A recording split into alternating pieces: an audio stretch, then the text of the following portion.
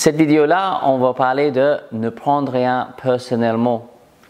Et c'est très important avec le cheval de maîtriser vos émotions. Et c'est un vrai clé de la réussite avec le cheval parce que c'est aussi un clé de devenir un vrai homme de cheval.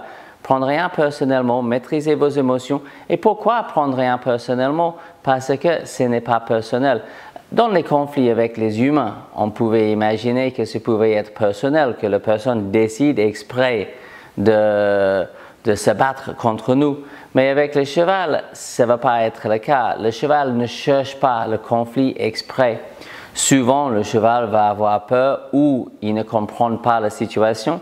Donc, avec la confusion, il se met sur le défensif.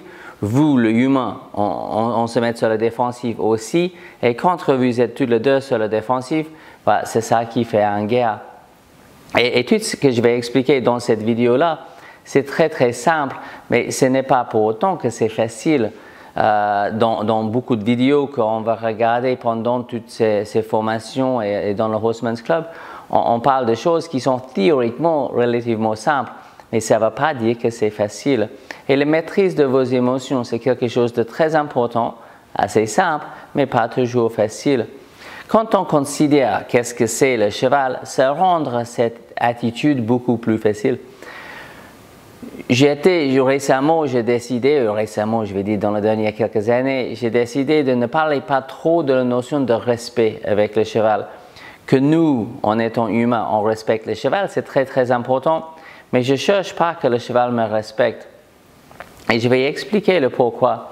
Parce qu'avec les années d'expérience, d'avoir beaucoup de voyagé, j'ai vu qu'il y avait une vraie notion de dominance, que l'homme doit être le référent, le leader, le patron et tout ça. Et qu'il y avait cette notion de « il faut que je mette le cheval à sa place, il faut qu'il sait qui est le patron ». Et parfois, la notion de respect était très mal comprise. J'ai même vu une situation une fois où quelqu'un était en train d'avoir une vraie difficulté de mettre un cheval dans un vent. Et sa définition de cette situation était « le cheval est en train de mettre en question ma position de leader ». Et en fait, le cheval ne savait pas que le vent était plus confortable qu'à l'extérieur, la réponse à l'école n'était pas bon.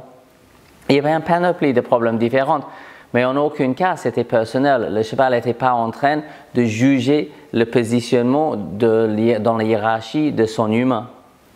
Donc, j'ai un petit peu laissé tomber la notion de respect, spécialement de la part du cheval, que le cheval doit me respecter. Que moi je respecte le cheval, je suis tout à fait d'accord. Mais quand l'humain cherche le respect du cheval, parfois, ou même le positionnement devient le leader, le patron et tout ça, parfois ça s'amène à une relation un petit peu compliquée pour le cheval. Et les gens prennent les choses personnellement. Il ne veut pas aller dans le vent, donc c'est contre moi. Il lève le fesse quand je monte, il commence à réagir ou commence à avoir des défenses, c'est contre moi, c'est personnel, il fait exprès.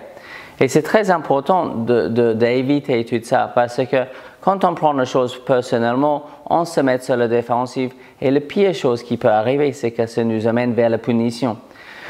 Si vous avez suivi d'autres vidéos avec moi, vous avez déjà bien compris que le cheval ne comprend pas la notion, ça n'existe pas, de correct, incorrect, bien et mauvais, qu'il n'y a pas une notion morale. C'est très important de garder ça en tête. Le cheval ne veut pas être en train de faire exprès. Il fait son cinéma, il fait exprès, il ne veut pas, il essayait de me jouer un tour, il m'embarquait. C'est drôle, non? Que quand les gens parlent de leur cheval, c'est toujours personnel. Il m'embarquait. Non, le cheval est parti au galop, il était dans la réponse de fuite, il a eu peur et il y avait un humain accroché sur son dos qui était probablement en train de provoquer la peur et la fuite.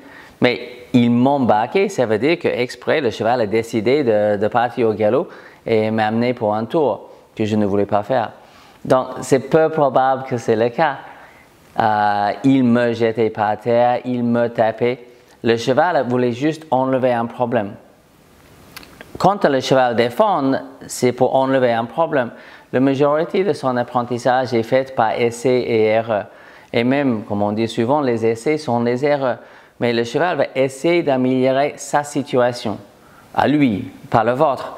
Je ne vois pas un grand intérêt pour le cheval de dire « oh, je vais essayer d'améliorer la situation de mon humain. Je vais essayer de faire exprès pour aider mon humain. Ça, c'est peu probable. C'est pas dangereux d'imaginer ça. Mais où c'est dangereux, c'est d'imaginer que le cheval fait exprès contre moi. Il me tapait, il essayait de me jouer un tour. Tout ça, c'est là où ça devient plus compliqué.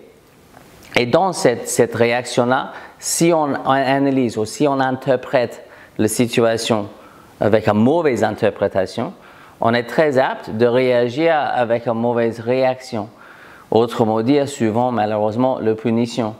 Le cheval ne voulait pas aller dans le vent, c'est contre moi, il ne va pas aller en concours.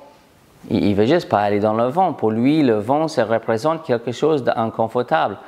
On sait très bien, avec toutes les différentes vidéos et tous les cours que vous avez fait, vous savez très bien que le cheval ne fait pas exprès et que probablement un problème, c'est une solution. Que le cheval, il y a trop de pression de main, il y a trop de pression de jambes, le cheval cabre, la pression s'enlève, il a trouvé une solution. On serre le sangle, le cheval mordre et le sangle se relâche. On prend les jambes, il tape et on relâche les jambes. On brosse le cheval, il lève le pied, on arrête de brosser. Même si vous dites « hé » pour expliquer que ce n'est pas ça que tu veux.